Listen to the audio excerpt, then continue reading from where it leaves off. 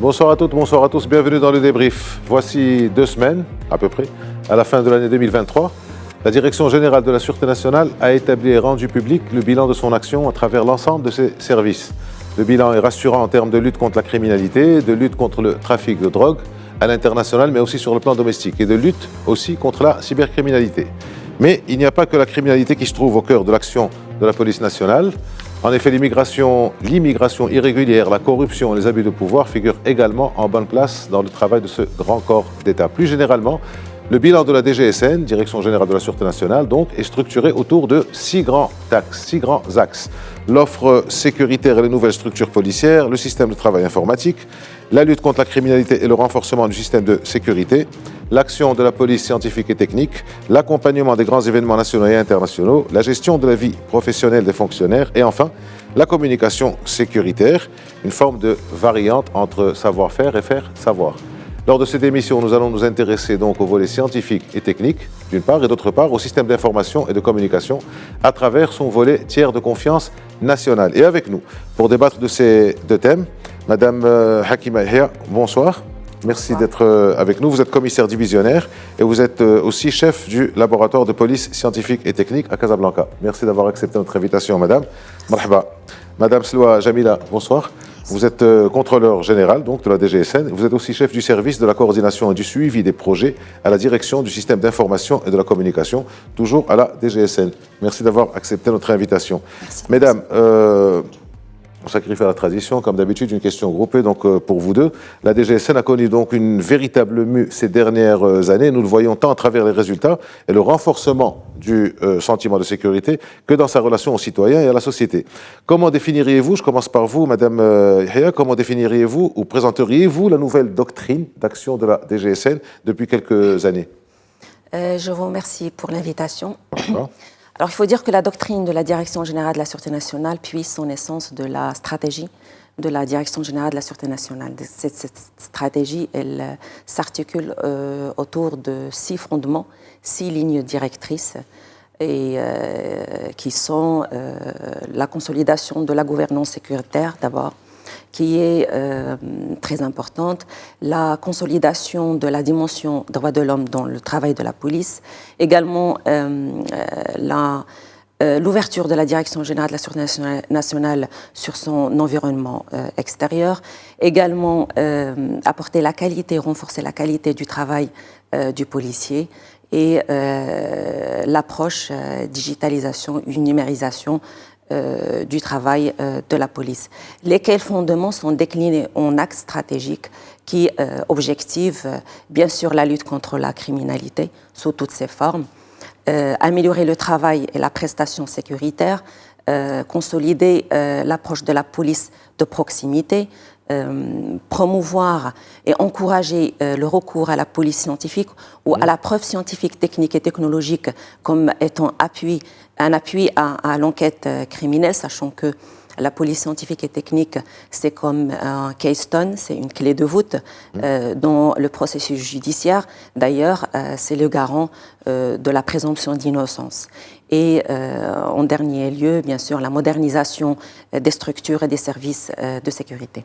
Vous avez utilisé le terme approche et moi, des formations professionnelles, je suis journaliste. Quand vous parlez d'approche, forcément, moi, je vais partir sur l'approche genre. Donc, on ne va pas en parler maintenant parce que c'est aussi important dans l'action de la DGSN, mais nous en parlerons très certainement dans le courant de l'émission. Madame Sloa Jamila, donc même question sur la doctrine. Je rejoins ce qu'a dit Madame Yahia, effectivement, sur la nouvelle doctrine de la DGSN. Il y a une nouvelle doctrine avec une stratégie globale édictée qui est définie sur un ensemble d'axes. Je vais peut-être développer le dernier axe dont a parlé Madame Yahia, qui me paraît effectivement un des axes prépondérants de cette nouvelle stratégie. C'est celui de la mise à niveau des outils et des infrastructures qui ont un fort impact sur l'efficience dans l'action et dans le travail policier. Il s'agit des outils de travail qui sont adoptés, des nouvelles structures effectivement qui sont créées. Donc il y a un plan d'action qui est défini pour cette mise à niveau dans chacun des domaines de compétences de la DGSN avec des objectifs clairs et avec des jalons précis pour le suivi. Et puis peut-être le deuxième axe qui est important sur lequel je voudrais revenir, c'est effectivement celui de l'ouverture. l'ouverture de la DGSN sur son environnement, d'abord national, avec des partenariats qui sont scellés avec un ensemble d'institutions nationales, la présidence du ministère public, le Conseil des droits de l'homme, et d'autres partenaires, peut-être qu'on aura l'occasion tout à l'heure de détailler, mais aussi avec les institutions internationales. Et puis aussi l'ouverture ou le rapprochement envers le citoyen. Il y a encore du travail à faire, mais nous avançons sur une nouvelle approche orientée service. Donc d'abord avec des portails pour faciliter l'accès du citoyen au service de la DGSN, et aussi avec la communication. Donc, la communication est devenue quasi systématique, avec plusieurs rendez-vous pris dans l'année, dont effectivement la présentation du bilan en fin d'année. On se prête volontiers à l'exercice de l'évaluation du travail qui est fait durant l'année. Ce n'est pas un exercice facile, mais ça fait effectivement partie de la nouvelle doctrine de la DGSN. Alors, quand vous parlez du bilan, effectivement, nous avons lu le bilan de votre maison. Un long, très long bilan, d'où l'émission aujourd'hui, mais on va se focaliser donc sur vos deux.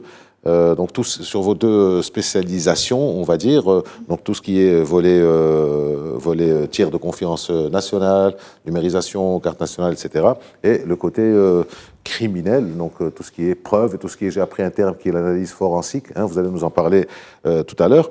Alors, je commence par vous, Madame Jmila, et avant de rentrer dans le cœur de l'action de votre service, c'est quoi l'identité numérique? Ça sert à quoi? Est-ce qu'on est déjà dans le monde virtuel ou alors c'est une manière de voir les choses? Nous en approchons à grands pas, en tout cas. La crise de la Covid a bien précipité les choses. Mais oui, effectivement, l'évolution du digital au Maroc s'est bien accélérée ces dernières années. Les pratiques aussi changent. L'usage du numérique par les citoyens se démocratise et est de plus en plus quotidien.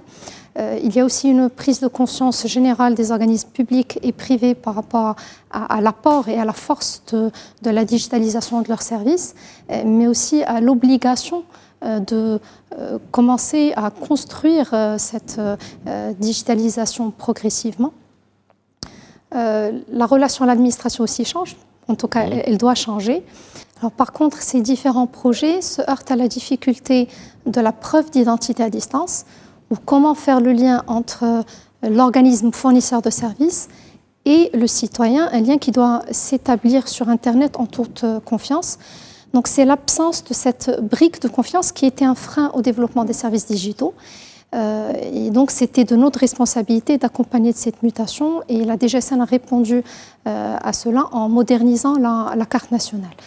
Donc l'identité numérique, c'est finalement l'extension de l'identité régalienne, physique, portée par la carte nationale vers le monde digital. Donc, je me déplace physiquement, je me présente physiquement et je présente ma pièce d'identité. L'idée, c'est de pouvoir faire tout cela de chez moi. Donc concrètement, l'identité numérique, c'est juste la possibilité d'utiliser sa carte nationale sur Internet et de pouvoir présenter ma pièce d'identité de chez moi sans avoir besoin de se déplacer et pouvoir s'identifier et s'authentifier donc auprès des fournisseurs de services. Quand on dit s'identifier, c'est dire qui je suis, donc récupérer les données de ma carte d'identité et les transmettre aux fournisseurs de services. Et puis m'authentifier, ça veut dire prouver que c'est bien moi qui est détenteur de la carte derrière mon téléphone et qui essaie d'accéder à ce service. Donc la lecture de la carte peut se faire via l'application mobile, mon identité numérique, qui est disponible sur les App Store et Play Store. Et donc voilà, donc l'identité numérique, c'est finalement la possibilité de continuer à bénéficier des services sans avoir besoin de me déplacer. Donc on est quelque part dans le monde virtuel qu'on voit avec nos enfants. Donc on est en train d'y entrer. Une carte nationale, bon, on a, vu l'âge qu'on a, enfin que j'ai, la carte nationale, bon, le carnet, l'ancien, maintenant on en arrive à avoir une carte nationale physique et une autre sur Internet, de manière à ce que l'administration avec laquelle j'interagis sait que c'est moi Mais il faut aussi que moi, je sache que c'est elle, qu'il n'y a pas du hacking, qu'il n'y a pas quelque chose. Donc, c'est peut-être là où on introduit la question du tiers de confiance national, la plateforme tiers de confiance nationale. Exactement. Alors, je vais juste faire un parallèle avec le paiement. Quand on veut faire un achat ou un paiement sur Internet, on délègue la partie paiement au CMI. De la même façon, quand on veut s'identifier sur Internet, on va déléguer le centre monétaire, effectivement, monétique, interbancaire. Donc, de la même façon, nous allons déléguer l'identification au tiers de confiance national qui va faire le lien entre le citoyen et le fournisseur de services. Le CMI vous demande à un certain moment d'introduire votre numéro de carte, votre code bancaire. Pareillement, la plateforme de tiers de confiance va vous permettre de lire votre carte, d'autoriser la récupération des données, le renvoi vers le fournisseur de services, va exécuter le moyen d'authentification qui a été requis par le fournisseur de services, le code PIN par exemple, ou la reconnaissance faciale. Donc, de façon générale, c'est le fournisseur de services qui va définir son besoin par cas d'usage ou par service et qui va demander à la plateforme d'exécuter le besoin en relation avec le citoyen. Aujourd'hui, tous les fournisseurs de services qui le souhaitent peuvent peuvent bénéficier de la plateforme tiers de confiance, soit en sollicitant directement la DGSN ou en passant par l'ADD, l'Agence de développement digital, avec qui on a scellé un partenariat dans ce sens. Nous avons plus de 29 partenaires fournisseurs de services qui exploitent déjà aujourd'hui la plateforme, dont l'Ordre des notaires, la CNDP, la CDG, la CMR. Plusieurs banques aussi. Plusieurs banques, plusieurs ministères. Banque Maghreb aussi. Banque Maghreb, effectivement. Plusieurs ministères, dont le ministère de la Santé, le ministère de la Jeunesse, de la Justice. Donc il y a un travail qui a été fait avec un ensemble de régulateurs avec qui on a signé des conventions cadres pour adresser les secteurs 1-1, effectivement avec Banque Maghreb et avec la CAPS aussi, et avec les groupements professionnels, le GPBM pour le secteur bancaire, la PEP pour les établissements. Alors qui c'est qui exploite ce système ou ces différents outils? Est-ce que c'est la DGSN qui exploite ça, qui est au centre en tant que tiers de confiance, ou alors c'est les organismes concernés? Non, justement, on est complètement en dehors de la transaction. C'est les fournisseurs de services qui veulent se mettre en lien avec le citoyen. La plateforme n'a pour rôle qu'orchestrer ce lien entre le fournisseur et le citoyen pour que le citoyen puisse accéder à son service et que pour le fournisseur de service, qu'il puisse s'assurer que c'est bien le bon citoyen qui accède à leur plateforme. Est-ce que, pour être plus pragmatique ou plus terre-à-terre, Madame Jmila, moi je suis citoyen, à chaque fois que j'ai quelque chose à faire, je sors ma carte nationale ou je signe un document pour un prêt bancaire, pour n'importe quoi, on me demande légaliser. Est-ce que ça va légaliser la signature? C'est une procédure qu'on connaît bien sous notre altitude. Est-ce que ce système peut nous affranchir de la légalisation des signatures? Effectivement, c'est un exemple d'usage. Je pense que la DGCT fait un grand travail dans ce sens. Mais effectivement, tout dépendra du niveau requis, niveau de signature requis pour cette légalisation. Est-ce que c'est une signature avancée ou c'est une signature qualifiée? Il y a des lois qui ont été publiées par la DGCC qui régissent les niveaux de signature. Donc tout dépend du besoin. DGSSI, c'est Direction Générale de la Sécurité Système Informatique. Voilà. On est toujours familiarisé avec ces acronymes. Et donc, c'est tout à fait possible de se baser sur l'authentification forte de la carte pour répondre à ce besoin de signature. Ça fait partie des usages possibles.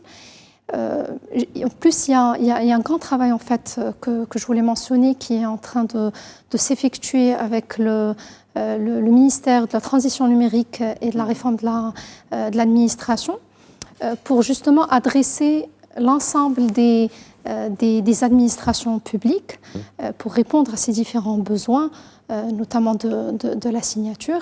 C'est un travail d'encadrement réglementaire, mais aussi technique pour accompagner les différentes administrations dans la digitalisation de leurs services, notamment par l'usage de l'identité numérique. Alors, Madame Jemila, je vais vous couper. On va essayer d'être plus pragmatique, ou enfin schématisé, parce que pour vous, ça semble être évident tout ça. Pour moi, j'essaie de m'accrocher. Pour vous, Madame Yahia, vous connaissez le système. Et est-ce que vous pourriez commenter un peu cette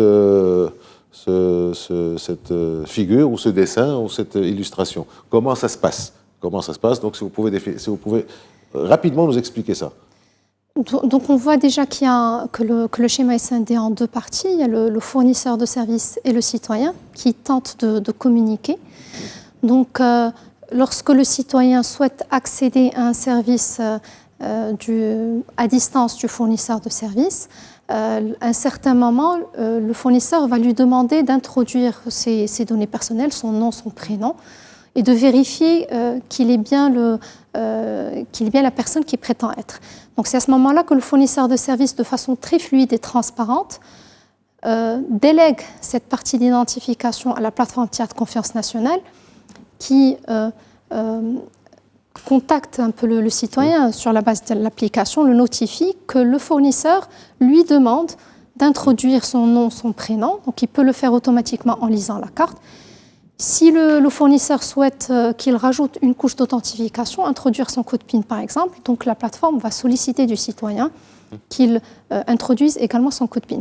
Donc le citoyen interagit uniquement avec l'application Mon Identité numérique et en fin de process d'identification, la plateforme répond au fournisseur pour dire le citoyen a bien lu sa carte, c'est bien la bonne personne, c'est bien le bon code PIN, il peut accéder au service du fournisseur. Vraiment, c'est la même idée de la délégation du paiement avec le CNI. Alors, tout ça est bien. Si vous avez des chiffres aujourd'hui sur les quantités d'identités gérées, sur les partenaires, vous avez déjà parlé des partenaires, mais en termes pour les citoyens, vous avez combien d'identités gérées? Vous en êtes où? Donnez des chiffres, si vous pouvez donner des chiffres. Alors, je vais vous dire, déjà par rapport aux identités gérées, en fait, on a fait le choix de ne pas solliciter un enrôlement préalable pour que le citoyen ait une identité numérique ou l'active. Donc, c'est pour une meilleure inclusion justement des citoyens dans les services digitaux. Toute personne détentrice d'une carte d'identité a d'office son identité numérique dérivée. La plateforme aussi de tiers de confiance nationale était initialement dessinée pour l'exploitation de la carte de deuxième génération. Donc, nous avons fait évoluer la plateforme en intégrant la possibilité d'utiliser également les cartes de première génération qui sont actuellement en circulation, qui sont valides. Donc on peut utiliser les anciennes cartes également pour accéder à ces services d'identification et d'authentification.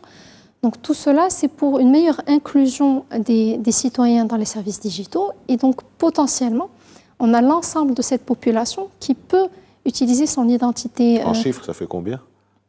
Vous avez les chiffres? C'est près de 30 millions de citoyens aujourd'hui détenteurs de la carte. Pour les mineurs aussi, s'ils souhaitent bénéficier de leur identité numérique et d'accéder à des services à distance, ils ont également la possibilité de se faire établir une carte. Ils auront d'office donc leur identité numérique. L'âge minimum, c'est 18 ans ou 16 ans? Alors, c'est 16 ans. Donc, quand je dis mineur, j'entends effectivement de 0 à 16 ans. C'est pour cette tranche-là qu'on a choisi de ne pas instaurer l'obligation de la carte. On a souhaité plutôt avoir une relation de valeur ajoutée. Donc, c'est plutôt le citoyen, quand il verra la valeur ajoutée, les services auxquels il pourra accéder, qui pourra choisir de se faire établir une carte. L'obligation vient effectivement dans un second temps à partir de 16 ans. Alors, je reviendrai à vous, Madame Jemila, à nous deux, Madame Yahia, si vous voulez bien. Alors, enfin, vous avez service sans trop de passerelles, et donc c'est pour ça que je pose la question à la première que la deuxième. L'identification, on fait l'identification biométrique, donc on a un point commun. Il y a l'identifiant numérique. Nous, on s'occupe d'identifier les personnes sur la base des empreintes digitales, sur la base de l'ADN.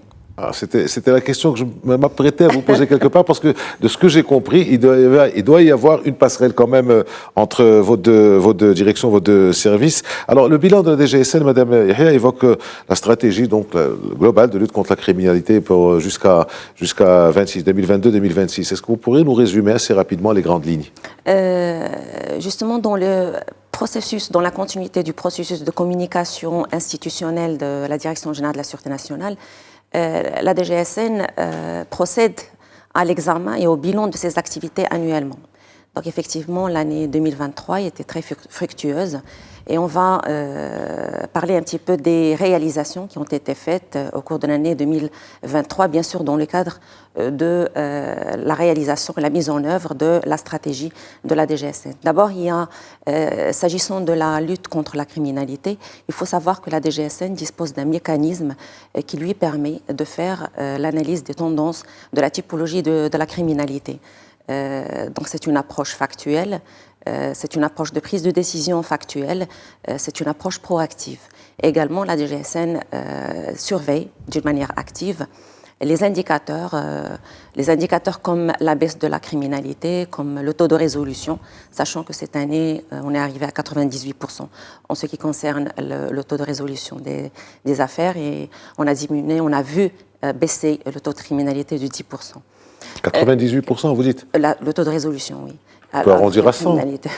Non, on est très précis, on est très précis, s'il vous plaît. Ouais. Alors, quand il s'agit de l'amélioration et de la qualité du travail de la police, je parlerai de l'appui à l'enquête par le biais de la preuve scientifique, comme je disais tout à l'heure, et la preuve technique et technologique pour lutter contre la criminalité sous toutes ses formes.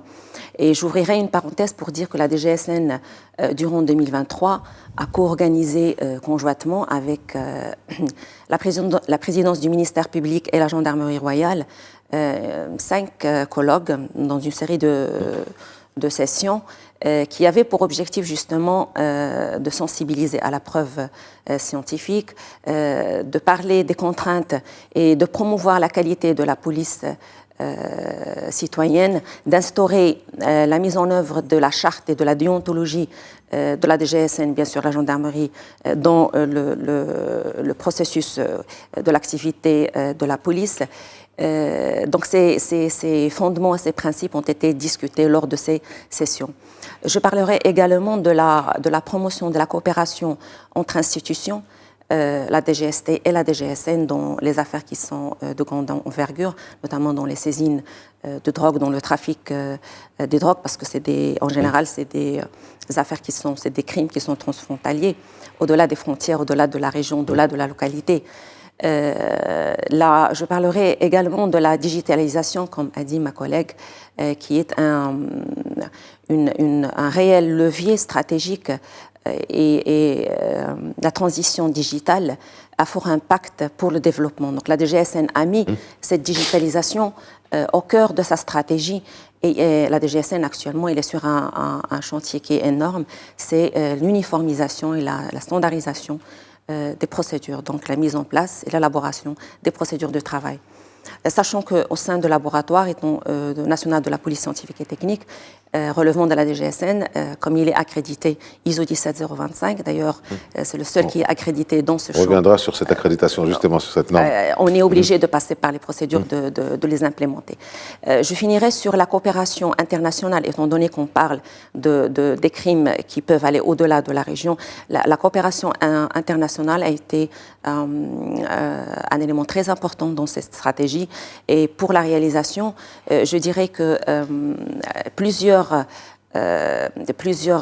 coopérations, qu'elles soient bilatérales ou multipartites, ont été scellées avec des États amis dans 2 pôles, dans deux domaines qui sont la coordination opérationnelle et l'assistance technique. Bien sûr, ce qui a été couronné par l'approbation unanime que le Royaume du Maroc abrite la 93e Assemblée générale de l'Interpol en 2025, sachant que le 6 et le 7 décembre 2023, la DGSN a organisé à Tanger, tout à fait, voilà. L'Assemblée des dirigeants de la sécurité et de la police. Venons-en au laboratoire que vous dirigez. C'est quoi les fonctionnalités de cette police scientifique et technique? On le connaît, Casablanca le connaît bien, c'est le grand bâtiment à Boulevard Louzadi.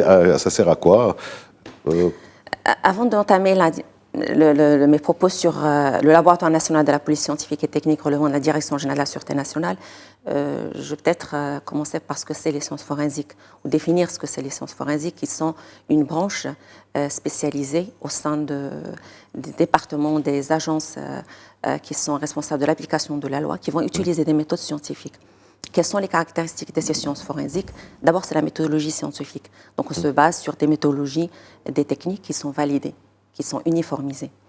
Il y a la rigueur, bien sûr, il y a l'objectivité et l'impartialité. D'ailleurs, c'est un élément très important et c'est le premier chapitre de l'exigence de la norme ISO 17025. Je reviendrai encore à la norme parce que c'est très important, c'est un référentiel pour nous. J'imagine. Également, c'est l'expertise, c'est-à-dire on va développer une expertise au cours du temps qui va nous permettre d'exceller dans un domaine. Pas tous les domaines, bien entendu. Chacun de nous développe une expertise dans son champ d'application. Et il y a également l'évolution, parce qu'on est censé évoluer avec la technologie et avec la science. Vous savez que la science, elle évolue énormément. Et bien sûr, les sciences forensiques ou la police scientifique et technique, elle est obligée d'évoluer parallèlement parce que la criminalité également, elle évolue. Donc le laboratoire, je reviens au laboratoire national de la police scientifique, c'est une structure, c'est une entité, c'est une division qui relève de l'Institut des sciences forensiques, qui relève de la direction de la police judiciaire, chapeauté par la Direction générale de la Sûreté nationale. C'est un laboratoire accrédité ISO 17025 qui fait plusieurs expertises. Il y a l'expertise ADN, il y a l'expertise chimie, physico-chimie, il y a l'expertise sur les stupéfiants, il y a l'expertise sur les psychotropes, il y a l'expertise sur les prélèvements biologiques qui ont fait par le médecin légiste dans le cadre des intoxications ou des morts suspectes. Il y a l'expertise sur la fausse monnaie, sur les faux documents, les documents officiels. Il y a également l'expertise des traces numériques, il y a l'expertise de balistique. Donc tout ceci, c'est un petit peu les disciplines qui sont regroupées dans l'entité police scientifique. Alors justement, excusez-moi, je vais vous couper, Madame Yahia.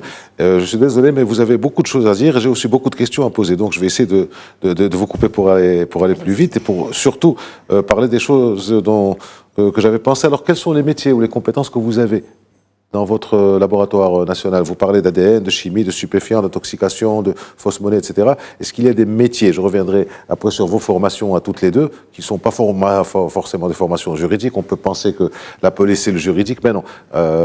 Vous êtes généticienne, vous êtes informaticienne, ingénieur. Quels sont les métiers que vous avez on a à peu près tous les métiers qui sont relatifs aux sciences forensiques. On a des experts en génétique. D'abord, c'est des PhD ou des masters, oui, en biologie moléculaire, en génétique des populations.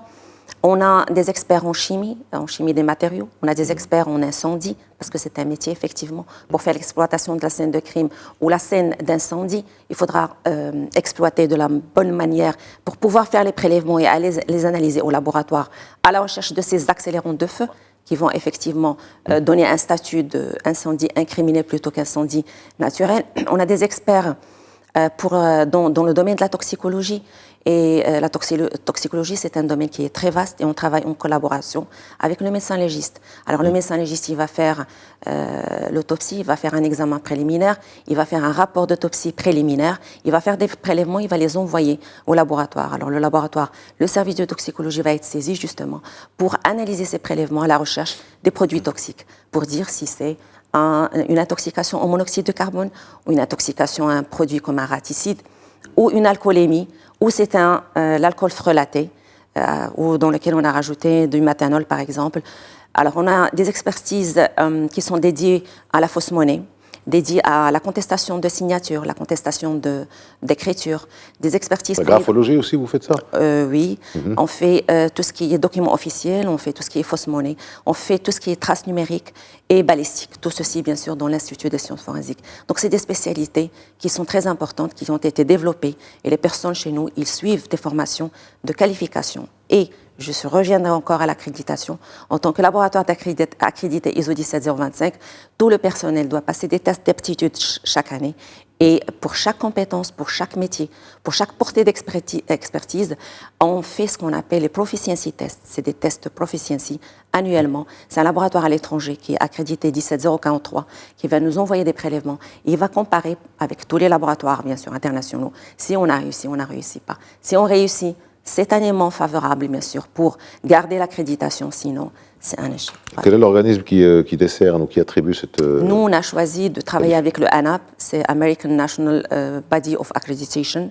Donc, c'est un organisme américain qui octroie l'accréditation, mais en même temps, c'est un cycle d'accréditation de 5 années. Donc, la DGSN a choisi, c'est une initiative pour aller à la démarche qualité, pour aller dans la démarche qualité. Donc, on a été accrédité depuis 2017. On a commencé par on va dire une partie de l'expertise génétique. Mais en 2023, donc il y a un mois, on a été audité. On a intégré à peu près 13 expertises, 13 domaines d'expertise. Croyez-moi, c'était un vrai challenge. C'est-à-dire pour faire l'extension de la portée avec 13 domaines d'expertise et sortir avec très peu d'écart, 0 d'écart. On avait 3 qu'on a pu corriger. C'est vraiment un challenge. Voilà. Ah, j'imagine, je vous crois sur parole que c'était un challenge lorsque vous faites toutes les deux. C'est assez impressionnant quand même. Alors, comme j'ai posé la question à Madame Jmila, je vous la pose aussi, Madame Yahia.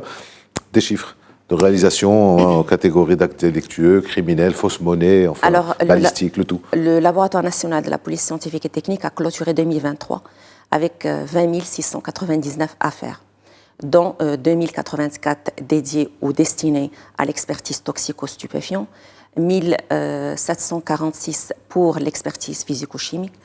On a à peu près 734 pour l'expertise ou dédiée ou destinée à l'expertise signature et écriture. On a également 6249 pour l'expertise trace numérique. On a 137 expertises balistiques et 237 pour expertise fausse monnaie. Je souris parce que vous sortez ces chiffres sans absolument aucune note. Vous avez dit que vous étiez précise, que vous, dans le laboratoire national, vous étiez précis. Ben, on voit que vous êtes précis. Je reviens à vous, Madame Jmila. Tout ça, tout ce que vous avez dit est bien beau sur la confidentialité des données personnelles. Alors, puisque c'est le rôle de la DGSN de gérer cette identité, est-ce qu'il n'y a pas un risque d'exposition de cette identité? Est-ce que, en gros, est-ce que vous êtes garant de la confidentialité? Et la réponse va être oui, certainement. Et puisqu'elle est oui, quels seront les contrôles et quelles sont les garanties et les contrôles des gens qui contrôlent? Alors oui, il n'y a pas de risque pour les données personnelles. C'est la réponse courte, mais je vais développer. Effectivement, la DGSN n'a fait que remplir son rôle dans le mode digital. Donc, remplir son rôle de garant de l'identité nationale. On a démarré, je pense, en 1950 avec la première carte. Donc, on ne fait que faire évoluer cette identité régalienne à l'ère du temps. Et cette évolution vers l'identité numérique a été faite sur la base d'un modèle qu'on n'a pas dessiné par nous-mêmes, mais qui est le modèle suivi par plusieurs pays qui sont bien avancés dans le domaine de l'identité, comme la Belgique, l'Estonie, l'Allemagne ou encore les Émirats arabes unis. Et ce modèle définit une architecture précise, c'est qu'on doit faire le lien entre le citoyen qui détient ces données dans sa carte et le fournisseur de services. Et rien ne se fait sans le consentement du citoyen, et de ce fait, la plateforme de tiers de confiance est complètement vide de données personnelles. Donc il n'y a pas de risque là-dessus. Je rajouterai aussi que si, par exemple, j'utilise votre téléphone parce que je n'ai pas l'application Mon Identité Numérique, par exemple, je vais l'utiliser pour m'identifier, m'authentifier. Il n'y a aucune trace qui est gardée ni sur votre téléphone, ni sur votre application. Donc, encore une fois, il n'y a pas de risque à ce niveau-là. Et puis, il ne faut pas oublier que la CNDP a été impliquée dès le début du projet. Et quand on parlait tout à l'heure de conventions cadres signées avec les régulateurs, la CNDP est également signataire de ces conventions. Donc, on a fait ce que la CNDP appelle la privacy by design, c'est qu'elle a été impliquée dès le début dans la conception du projet.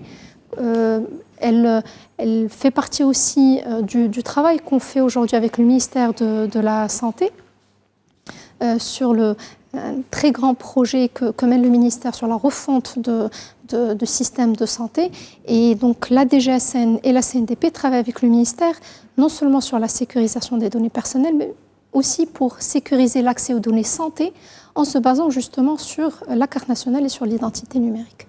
Quand on préparait l'émission, vous nous avez expliqué, vous nous avez dit que cette plateforme était la plateforme de tiers de confiance nationale. National, c'est le tiers qui est national. C'est le tiers de confiance qui est national. C'est le tiers de confiance. Voilà. Donc, vous avez parlé d'évolution. En quoi ça peut encore évoluer? Je pense que vous êtes quand même au top de la techno. On est encore ouvert, en fait, on est à l'écoute des évolutions technologiques. Quand on a intégré la carte de première génération, c'était à la demande effectivement de plusieurs partenaires. Dans les prochaines semaines, on intègre également la possibilité d'exploiter, de lire les passeports nationaux et internationaux pour faire de l'authentification. Donc c'est une demande qui avait émané du ministère de l'Intérieur, qui travaille sur un excellent projet de dématérialisation des demandes de passeports. Donc on reste à l'écoute à la fois des besoins qui nous sont remontés par les fournisseurs de services, mais on est aussi force de proposition. Vous savez, le premier jour, on nous avait juste demandé de pouvoir lire la carte pour remplir automatiquement des formulaires et éviter les erreurs de saisie. Donc la DGSN est partie plus loin, en anticipant sur le besoin et en permettant la lecture de la carte sur Internet. Donc on continue à faire une veille sur les usages, sur la technologie. On essaie d'intégrer ces avancées, de meilleur à wallet aussi. Ça fait partie des avancées sur lesquelles on réfléchit. On a notre roadmap des évolutions pour les prochains mois. Et à chaque fois qu'on intègre une évolution, tous les fournisseurs de services en bénéficient de façon transparente et on vérifie avec l'écosystème digital à chaque fois l'adéquation de notre proposition avec leurs besoins avant de déployer la solution. C'est en posant la question que je me suis rendu compte qu'elle était pas au top, la question, puisque si je vous ai dit vous êtes au top de la techno, mais la techno évolue, donc vous évoluez aussi avec. C'est bien ça. Madame Yahya, je reviens donc vers vous. Alors si j'ai bien compris, vous me corrigez si je me trompe, il y a le laboratoire national de police scientifique et technique, et il y a les laboratoires régionaux en région. Comment ça se passe? Alors, il y a le laboratoire national de la police scientifique et technique. Oui. Il y aura des laboratoires régionaux de police scientifique, oui. Mais il y a des laboratoires régionaux pour le traitement des traces numériques. D'accord. Est-ce que, alors, ce laboratoire, vous êtes haut responsable, ou haute responsable, je ne sais pas, parce que contrôleur général, je vois que c'est pas au féminin, donc haute ou haut responsable de la police. Donc, vous avez ce laboratoire national, puis les laboratoires qui vont ouvrir. Est-ce que c'est ouvert pour les citoyens? Moi, je suis citoyen, j'ai envie d'avoir une preuve sur quelque chose, ADN ou n'importe quoi. Est-ce que j'ai accès à ce genre de service, moi, en tant que citoyen? Est-ce que je peux venir chez vous? Il faut peut-être faire la différence entre ce qui est pénal et ce qui est civil. Bon, depuis tout à l'heure, on parle effectivement des affaires criminelles.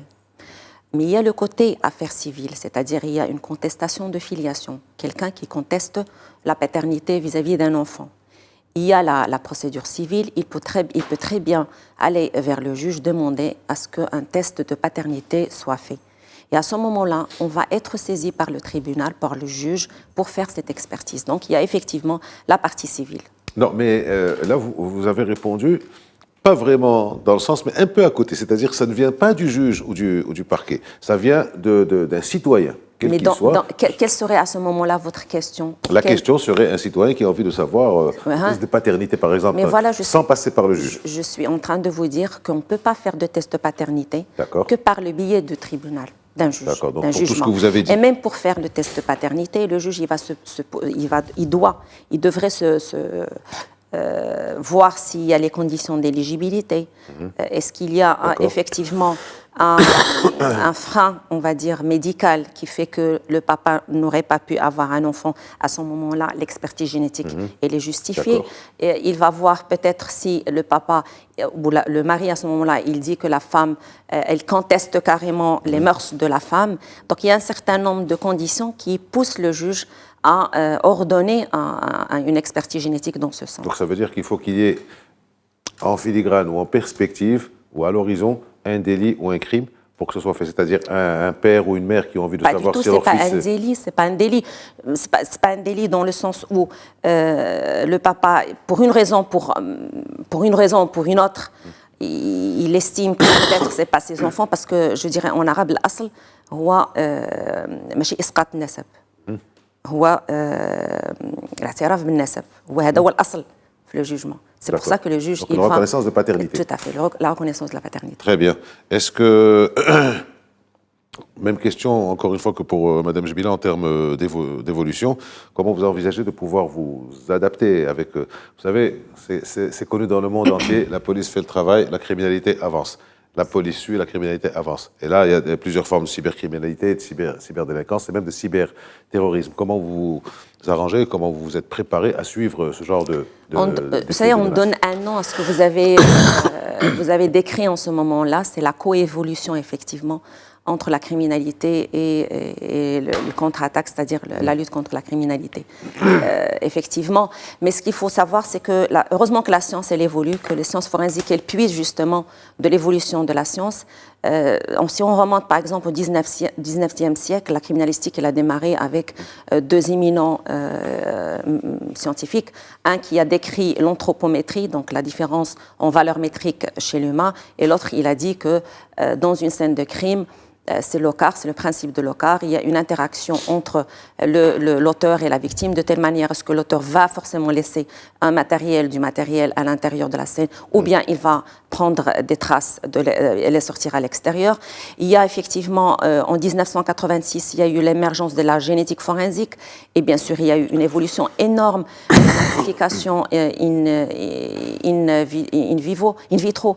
Il y a également la création de systèmes automatisés. Il y a l'intelligence artificielle qui, en 2020, justement, va permettre d'opérer et de procéder à des mécanismes de comparaison itérative et répétitive en haut débit. C'est ce qui va nous permettre, nous, par exemple, en applicatif forensique, génétique, par exemple, d'avoir un portrait robot génétique, de pouvoir questionner peut-être les bases de données s'ils sont open source pour identifier la personne.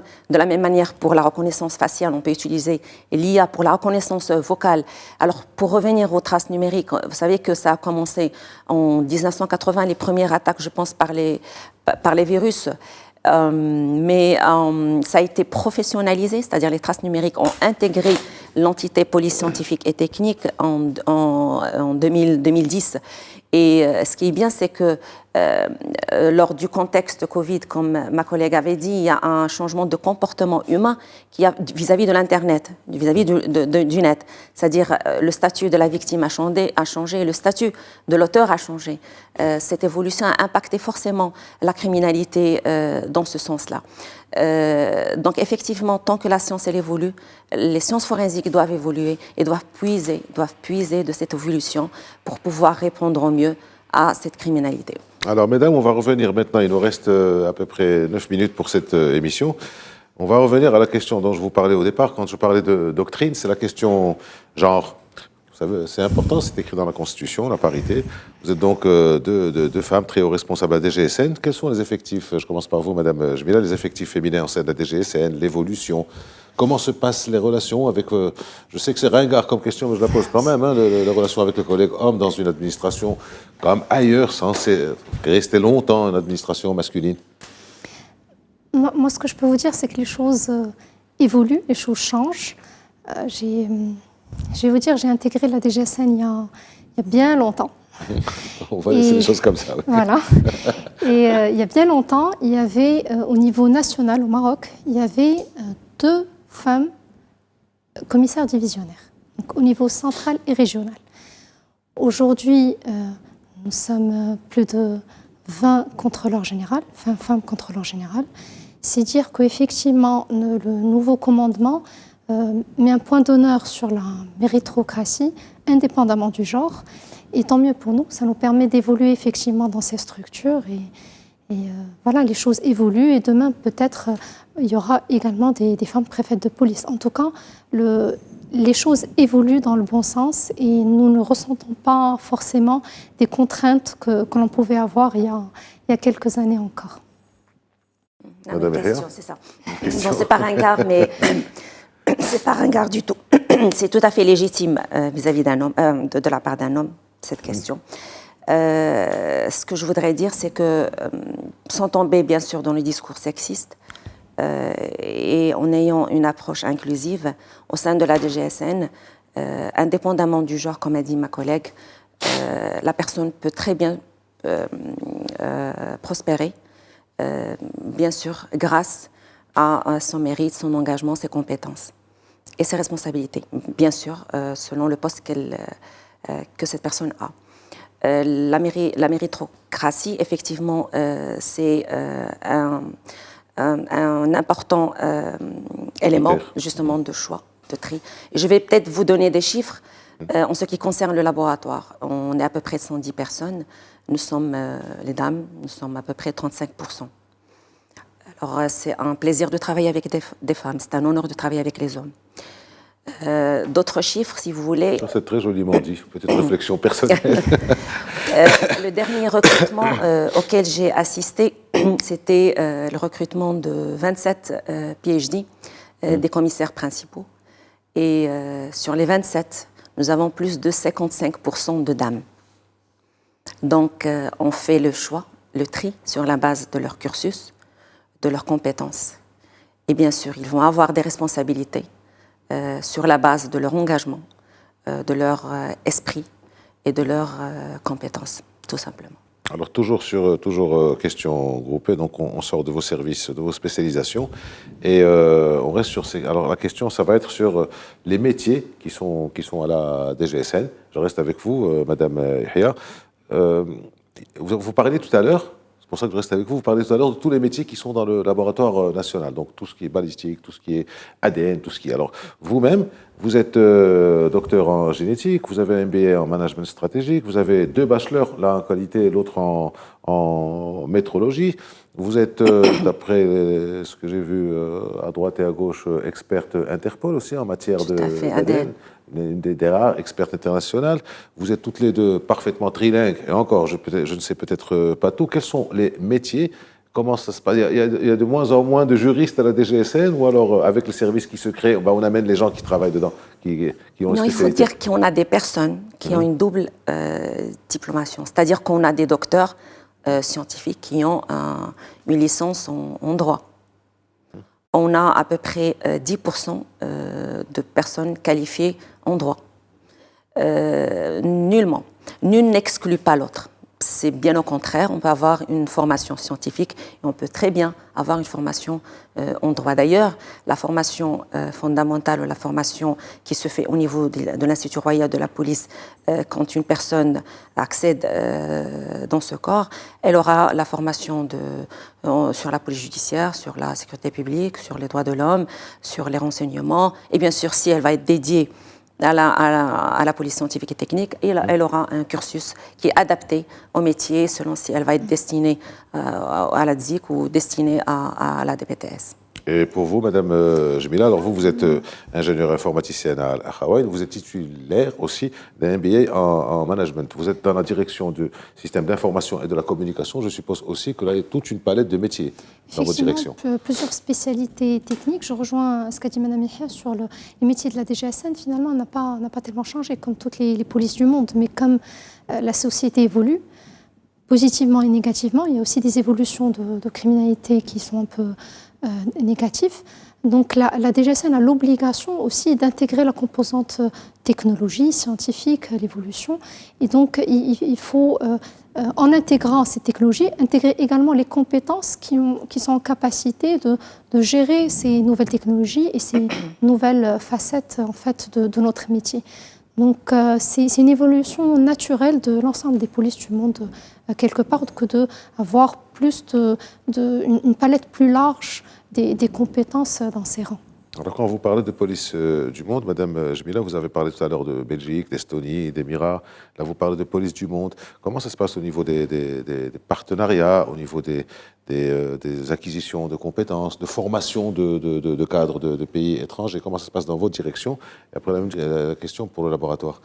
Il y a beaucoup d'échanges, d'expertise et d'expérience, surtout avec plusieurs pays européens, mais de plus en plus avec les pays africains qui sollicitent la DGSN de partager, pour parler de l'identité numérique, de partager notre expérience dans ce domaine.